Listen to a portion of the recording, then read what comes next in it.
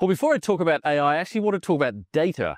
It can be a very dry subject, but the data is the fuel of the AI. Until we get the data right, both in the training of the LLMs and also the data set that the LLMs ingest to drive all that insight, it's useless having the best AI tool in the world. So data is incredibly important. And here at MyComm, what we do is we bring all of the network data together in one place at massive scale in real time.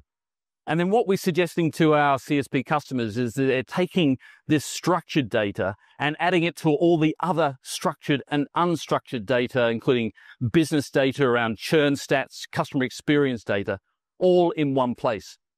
And once we get that right, which is not impossible, it's a reality today with our software, is then we put AI on top of it.